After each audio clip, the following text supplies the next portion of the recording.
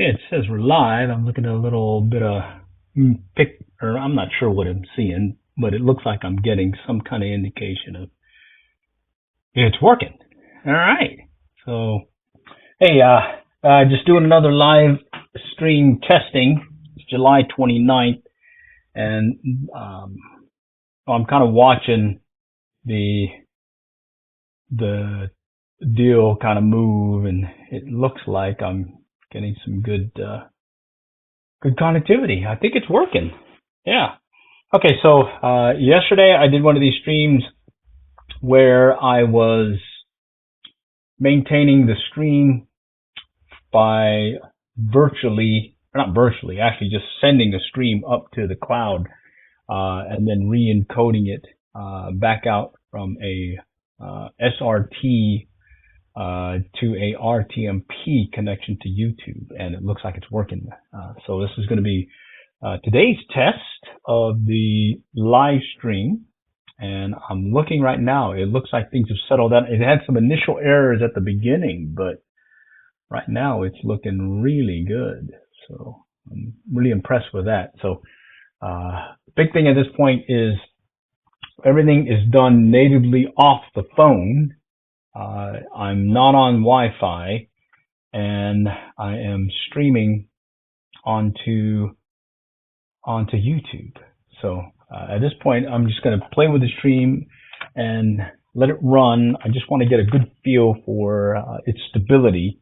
And at the same time, hey, we can talk about little fish and whatnot. So here it is. It's July 29, a Tuesday, and yours truly is just kind of hanging out. Oh, got Mr. Charlie back there, a Dougie out there hanging out, doing a little barky bark. So, oh well, I have to just deal with that.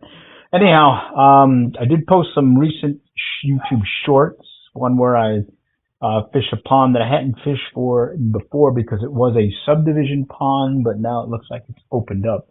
And so I certainly been taking advantage of that and did a little fishing there. And then the other shorts is where I posted, what was it? Let's see, I think it was the case where I was fishing Sonic Pond, and I cast, and I was using that foam grasshopper, and I was working it close to the bank, and that was one of the key things that day. Was most of the hits were, if not maybe less than 5 foot from the bank, if not right off the bank itself. And so that YouTube short you'll see where I'm just casting. I think I got a total of about 5-6 bass that round. But bottom line, it was a fun time. I've got that Flyrod in my pickup truck right now, but I certainly will definitely do some other stuff. But anyways, I do want to talk about the upcoming trip to Galveston. We're going to be down there week of, I think, the 17th of August. Yeah, week of 17th of August. And the plan is to, well, let me go grab the rods.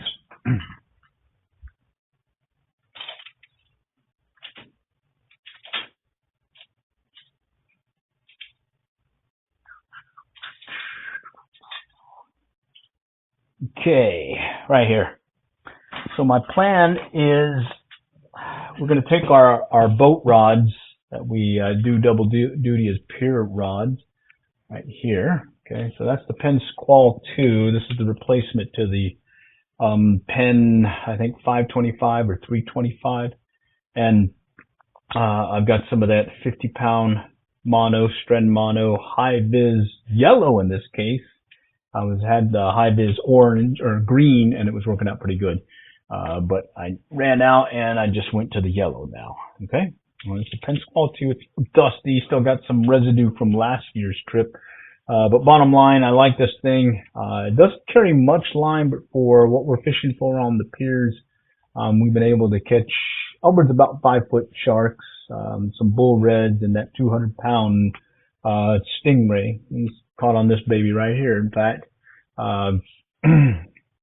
it's a Penn Mariner 2. I don't know if they even offer this one. They may have another variant now. But this is the one that I picked up. I've got a match pair. There's another one over there. We'll have 2 of those. All right. Hey, howdy. Who's this yellow monkey? Thank you. This is one that I like taking out to the coast and doing our fishing when we hit Galveston. We initially were going with these 10-foot surf rods, and they just weren't hacking it as well as these guys right here. Let me think. Before that, we were using some 12-foot rods, but and on some of the piers that we go to, we're not able to use them. So at this point, I just kind of have them up there on the wall, kind of archived for now, mainly because, well, I'm fishing mainly salt or freshwater, and when I do make that run to the coast, I certainly want to make that chance to hit a fish or two, and well, we're taking our boat rods again, the pier rods. The other thing I was going to do, and I posted a video previous to this, was the Shimano Corrado BFS XG with the 8-pound high vis orange Stren mono.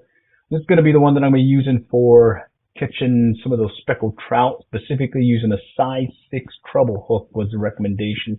We'll bring our cast net, catch some live bait, and make sure that we keep the same water that we caught it in. We'll put it in the live bait bucket with the live bubbly thing to make sure that we keep that same salinity of the water that we caught the bait in, the live mullet, and so that they don't get this reddish pinkish belly if you switch the water on it. And if that happens, those big, bruiser speckled trout do not want to play when they see something amiss. And in this case, that little reddish pinkish thing is just not going to do it for them. The other thing is, again, the treble hooks, size 4 and size 6 was recommended. I think we set up there. I do have to get some more snap swivels, and I got some shark rigs already prepped, using some of that weed eater line and malin wire, using haywire twist tool. It's been awesome for me. Before I was just using a washer and kind of twisting it there, but I just not getting as good of a consistent haywire twist as I do when I use that haywire twist tool. In fact, here, I'll go grab it real quick. All right, it's over here in my tackle box. Let's see. Nope, not that one. Bear with me. Okay, here it is. All right, I got it. All right. All right, hi, Jonathan R. How's it going? Just talk a little fishing, have some adult grape juice here too. Anyhow, one of the things that we'll be prepping for when we're hitting the Texas coast for those sharks and other things. One thing that you should check on the regs is because if you are fishing for sharks in the Gulf Coast of Texas, the requirement is to use non-stainless. So you got to make sure you get the carbon steel, the one that's going to rust out on you. You can't have stainless hooks. Additionally, they have to be non-offset. So you see this one? This one has a slight offset to it. So that's not a legal one. Okay. Let me see if I can find a legal one here. Here we go. So this one has no offset. It's just straight in line. Okay. You got to make sure you have that. Okay. Non-stainless, needs to rust out, and you need to make sure it's non-offset. So it needs to be, the way I check is if you lay it flat on something like a table or that, and it's all touching, you're good to go. If any part is kind of drifting up or kind of angling up, well, you might want to rethink using that particular lure, or correction, hook. The other thing that I bring with me is I'll have, let's see if I got it right here. There we go. These are the treble hooks. I think I've got a mix of them. So here's some size 6s, okay, or size, I think those are size 2s. The one we want to use is the 6, okay? And we learned this the other year when we went. So, hey, we're going to be fishing for some old speckled trout under the lights, hopefully, and maybe able to catch a fish or two in that manner. The other thing is I normally have some crimps to crimp the line I used some weeder line, the orange colored one, construction one. Supposedly it's rated for 400-pound test, and I had no problem bringing in that big stingray with it, and also used it to get a 5-foot shark. Before that, we were using some steel-on wire, and the clamping, I guess I wasn't doing it right, and I just tend to well, it's much better now that I've been using this other crimping tool to get them secured. So yeah, that are some of the things that we're prepping for. I did mention the haywire twist tool. This is this one right here that I like using. Okay, it comes from Broad. It's called the Haywire Easy Twist number 2. This one's the size that I think it's like number 9 on up wire. I think is what it is rated for. So it's been working out pretty good. Much cleaner haywire twist than the way I was doing it by hand. All right, other things that I've yet to do this on these coast, but I have them prepped. I put some slide rigs together, the Hawaiian style ones. All right, if we get an opportunity to use that, I may do that. That's what happens is you take one pole, you crank it out there, and then you secure it fast to the bottom, and you never reel it in until you're done for the day. And then you take your other rod, and there all you have is your live bait, and you clamp it onto here, and you wrap the line in here. Is made to you can put this onto the line and basically slide it on to that line that you cast out, and you can let it kind of work it down with some weight to get it down to the water. And you mainly fish it in the upper part of the water column, and when they strike, they'll hit and they'll pop it right off, and you get to find it with no weight or anything, just basically you, the line, the pole, the reel, the fish, you know. So that's get that opportunity to do that. We certainly will put some of those out. But again, I am really excited to try this one. I got this just after last year's trip. What happened was I took my bait caster. It's a bass rod, about 7-foot one, that I used for many years, and does double duty in salt water. Just got to rinse it off and whatnot, and you'll be good to go. That one was working good, except I broke the tip. Ended up having to shift to using a spinning reel, spinning rod, boat rod, and it just couldn't cast 2-3 inch mullet very well, especially with that wind over there on the Texas coast. So this baby right here can cast a 1/16 ounce inline spinner no problem. It's your classic ultralight bait caster, BFS. It's the Shimano Corrado BFS XG. Also have the Scorpion. I've used that one out there on the coast, but mainly using it for spec rigs. So one of the things I did growing up on the Texas coast and fishing some of that salt water was using these tandem spec rigs. H&H brand, I think is what it was. Both the mono kind of tail, as well as the little wiggly tail thing or worm tail thing. That has done really well over the years. And normally I was fishing them using some I call it a popping rod, where I'm using about a 6-7 foot medium light fast action spinning rod, and I forget what series, maybe a 2-3000 series size reel, and I'm casting out a popping cork with live shrimp or a mullet, or in this case croaker. I was using that, and then doing double duty when they're right under the lights and whatnot. I'll pull out the Tandugram. I'll be casting that. But I decided to get into some BFS fishing, bait finesse style fishing. And back then I had the Casting Zephyr. I still have it, 2 of them. But I since replaced it with the with some of these other ones to include the Scorpion BFS XG, and I wanted a beat up rod to take to the coast. And so if you look over here, there should be, oh, it's not there. It's up here. Okay. Right up there. There's a yellow, oh, there's two yellow ones, yellow rods. Those are the micro light fiberglass, real twitchy, shaky, bendy rods, and I use that coupled with this thing right here, the Shimano Scorpion BFS XG. All right.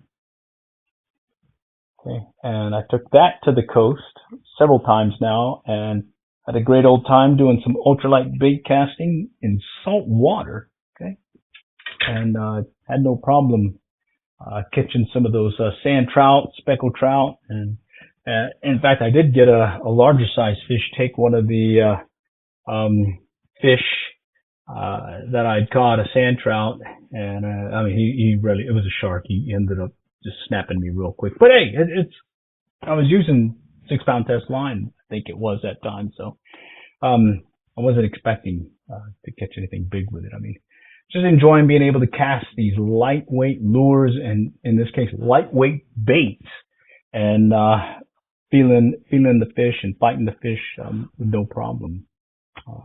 You know. So yeah, I'm really excited about that. Over the course of the next few weeks, I'll do some preps for that run to the coast.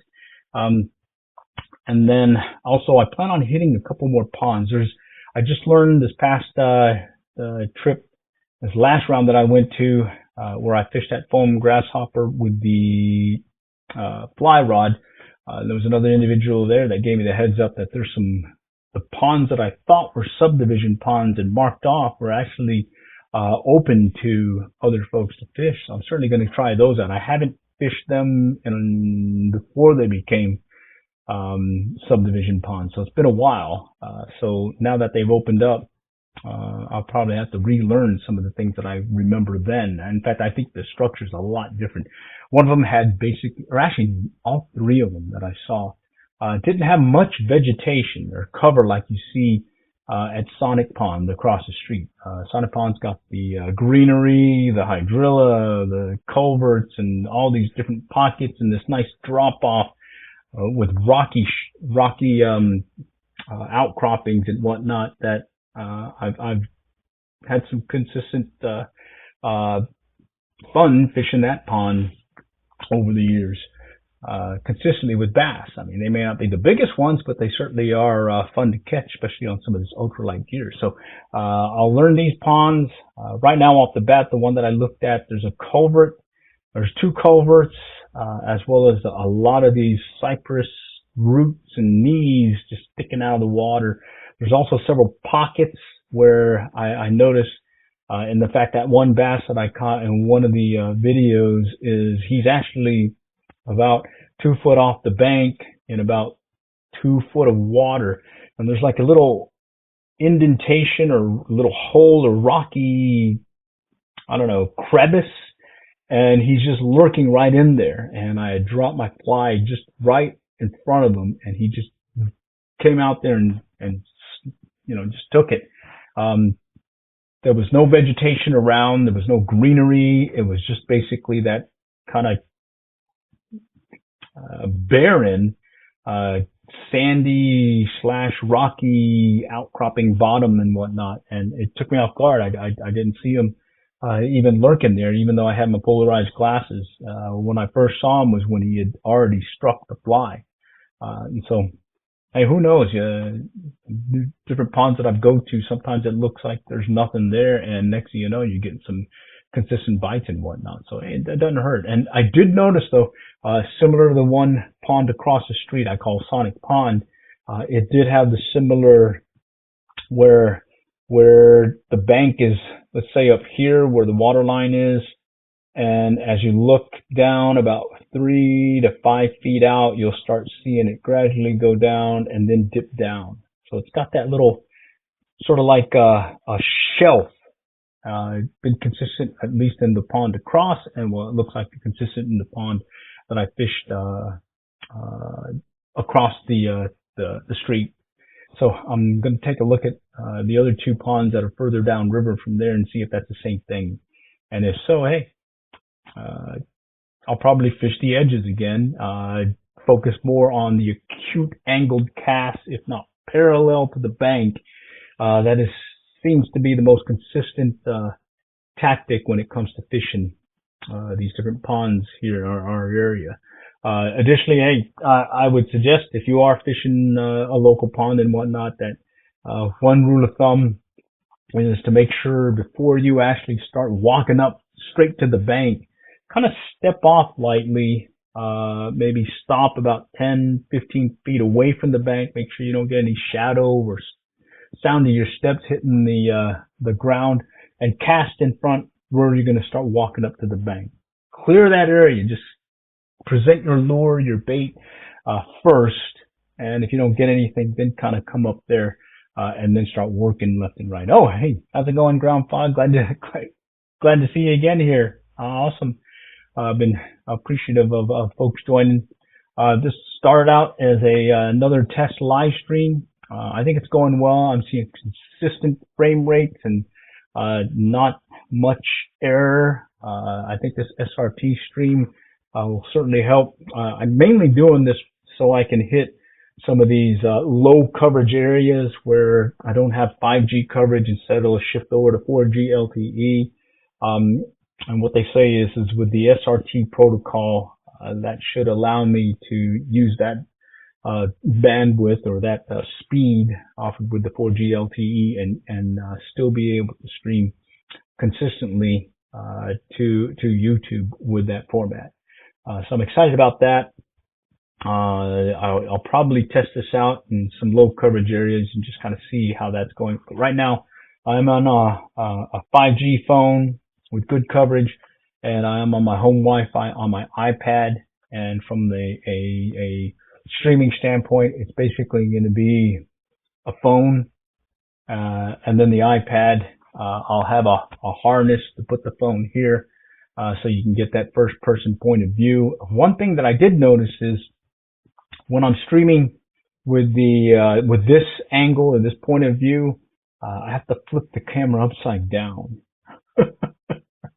And then when I switch to the rear facing camera, I got to flip it back the other way. And then, things are right again. I tried doing some coding and whatnot to adjust for it using the, scripting language, but unfortunately the most I could get was to shift it from a horizontal to a vertical and then adjust the bit rate so I had more consistency, in the stream. So I'm excited about this, and I'm mainly doing this so that one, low coverage areas, as well as being able to maintain some lengthy streams, because I anticipate as much as I can, I want to be able to show you what we're doing when we do hit the Texas coast on those piers. And hey, join in on the fun, get some good engagement, and hey, maybe we'll catch a bruiser or two live while we're out there fishing. Knock on wood, it doesn't rain on us. That's usually the detractor that we have when it comes to being able to stream. But I do keep things simple. And luckily I do have an action camera, the DJI Osmo Action 4, which will remain waterproof. I do still have my GoPros. Let me go show you right quick. Okay, right here. I keep them right over here. I got the Hero 5 in its case, and I got a Hero 8. This one did well over the years until I fell in the water, and I shorted out, but luckily I got it revived by putting it in some rice and letting it dry out for a week. So it works, and I mainly use it now as another camera to use when I'm doing my fly tying videos or other demo videos. And that'll be the one that you actually see what I'm doing up close. It's a fairly good camera for that use, and I can connect a USB-C cord to it, cable, and connect it to some power, and I don't have to worry about the battery. It'll just stay powered on the whole time.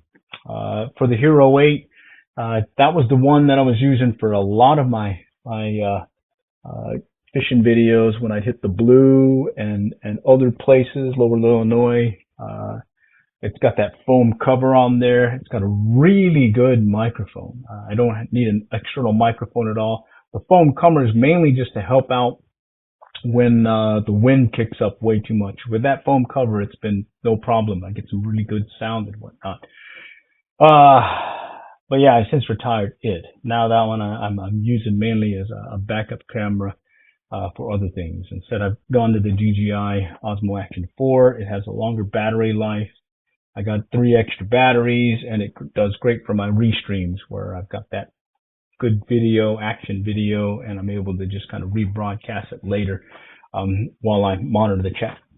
But in the case of an actual live, in real life, IRL mobile fishing live stream, this form factor works well for me. One Android phone, Samsung 22, 5G capability.